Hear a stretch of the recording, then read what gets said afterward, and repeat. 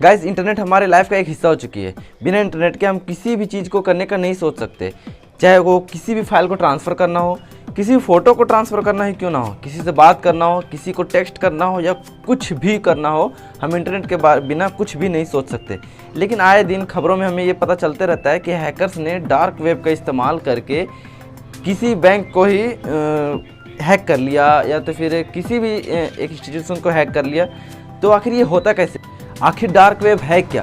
क्यों hackers dark web का ही इस्तेमाल करते हैं किसी भी चीज़ों को, किसी भी कंप्यूटर को या किसी बैंक वगैरह को, किसी को भी हैक करने के लिए डार्क वेब का ही इस्तेमाल क्यों करते हैं? तो हाय गाइस, मैं कुंदन और आप देख रहे हैं टेक्निकल व्लॉग्स और आज हम जानने वाले हैं डार्क वेब के बारे में। तो चैनल को सब्सक्राइब जरूर कर दें और चलते हैं वीडियो की तरफ।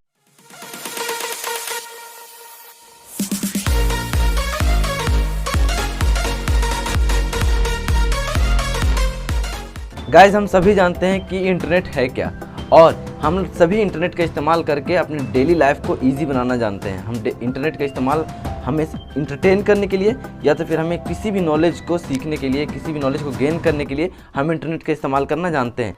लेकिन क्या आप जानते हैं कि इंटरनेट कितना बड़ा है? देखिए, डेली लाइफ में हम जितना इंटरनेट को यूज़ करते हैं, जिस इंटरनेट को हम डेली लाइफ में यूज़ करते हैं, जो हमारे रोज़मर्रा ज़िंदगी को बहुत ज़्यादा आसान बनाती है, वह पूरा इंटरनेट का सिर्फ और सिर्फ 15% है।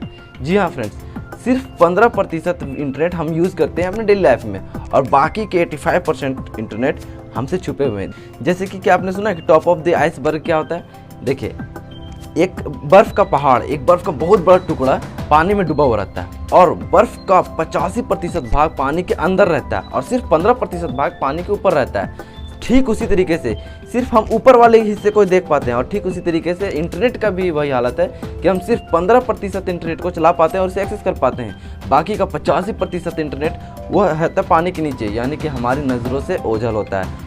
और उसमें से दो भाग होते हैं। जो ऊपर वाले इंटरनेट को होता है वो होता है सरफेस भाग और नीचे वाले इंटरनेट के दो भाग होते हैं। पहला होता है डीप वेब और सबसे नीचे वाले इंटरनेट का होता है डार्क वेब। जो नॉर्मल जो सरफेस वेब होता है उसमें हम किसी भी चीज़ को एक्सेस कर सकते हैं। गूगल ओपन किए या ओपन किए और उसमें कोई भी URL डालें तो वह एक पेज खोल के देता है। उस पेज में हम सर्फिंग कर सकते हैं, कोई दिक्कत नहीं होता। गाइस, अब हम जानेंगे कि डीप वेब क्या होता है। देखिए, डीप वेब वो होता है जो सरफेस वेब है उसके नीचे छुपा हुआ वेब, यानी कि हम उसे एक्सेस कर सकते हैं, आसानी से एक्सेस कर सकते हैं, बट उसे हम डायरेक्ट अपने मन से एक्सेस नहीं कर सकते। अगर हमें उसका शेयरेबल लिंक मिले, जैसे कि किसी बैंक का ID पासवर्ड हो गया या तो फिर उसका वेबसाइट हो गया, तो उसमें हमें एक्सेस करने के लिए बैंक की परमिशन चाहिए होती है, उसका ID चाहिए होता है और उसका पासवर्ड चाहिए होता है। तभी हम जा करके डीप वेब को एक्सेस कर सकते हैं।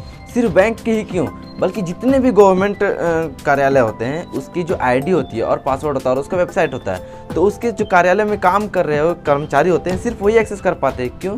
क्योंकि गवर्नमेंट उसे अथॉरिटी देती है उसे एक्सेस करने की और हर किसी को अथॉरिटी नहीं होती है। तो उस चीज़ को एक्सेस करके जो उसे यूज़ करता है वह होता है डीप वेब। और डीप वेब काफ़ी बड़ा होता है क्योंकि ये नॉर्मली सभी कोई एक्सेस नहीं कर सकता है और पर्सन बाय पर्सन और कंपनी बाय कंपनी या फिर गवर्नमेंटल तरीके से वह एक्सेस किया जाता है। गाइस, अब हम आते हैं उस वेबसाइट में जिसके नाम पर हमें डराया जाता है। जो लोग कहते हैं इसे एक्सेस मत करना, यह एक इलीगल है और जिसे एक्सेस करने पर हमें केस हो जाएगा या फिर ये वो बहुत सारी मिथ्स बनी हुई हैं जिसे एक्सेस ना किया जाना हो, यानी कि डार्क वेब। जैसा कि हम जानते हैं कि हमें किसी भी URL को एक्सेस करने के लिए, उसे में सर्फिंग करने के लिए हमें एक ज़रूरत पड़ती है एक ब्राउज़र की, यानी कि या तो क्रोम हो गया या तो मोजिला फायरफॉक्स या तो ओपेरा या तो फिर UC ब्राउज़र और भी बहुत सारे ब्राउज़र्स आते हैं जो कि हमें सर्फिंग करने का ऑप्शन देते हैं और हमें एक ज़रिया देते हैं जिसमें हम सर्फिंग कर पाते हैं।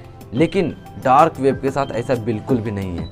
हम सरफेस वेब तो आसानी से सर्फिंग कर सकते हैं और डीप वेब भी आसानी से गूगल क्रोम पर या तो फिर कहीं भी हम सर्फिंग कर सकते हैं, बट डार्क वेब हम नॉर्मली क्रोम पर या तो फिर मोजिला फायरफॉक्स, UC ब्राउज़र या तो फिर ओपेरा मिनी सब में कहीं भी सर्फिंग नहीं कर सकते हैं। हमें डार्क वेब को सर्फिंग करने के लिए, हमें डार्क वेब एक्सेस करने के लिए हमें एक अलग तरीके की ब्राउज़र की ज़रूरत पड़ती है जिसका नाम है टॉर ब्राउज़र।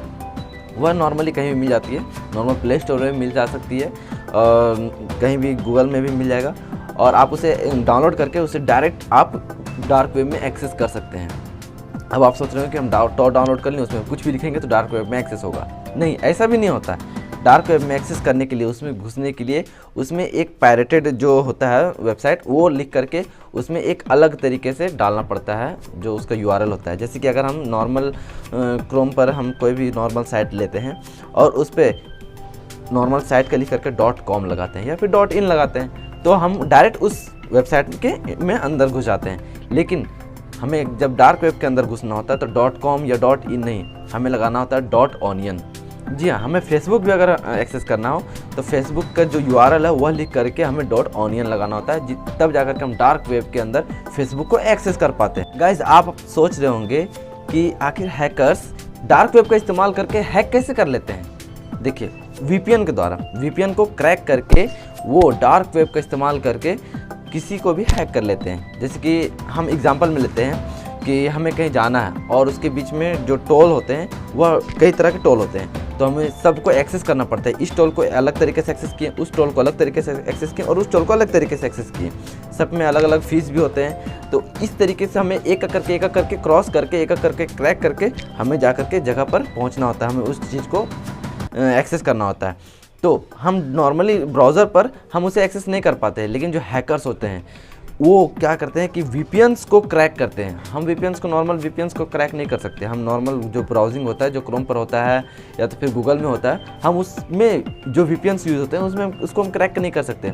लेकिन जो टॉर ब्राउज़र में जो वीपीएन्स यूज़ होते हैं उन्हें हम क्रैक कर सकते हैं और उसका यूज़ करके जो हैकर्स होते हैं वो हैक करते हैं किसी भी कंप्यूटर्स को, कहीं भी घर बैठे कहीं भी पड़े किसी भी कंप्यूटर को हैक कर लेते हैं।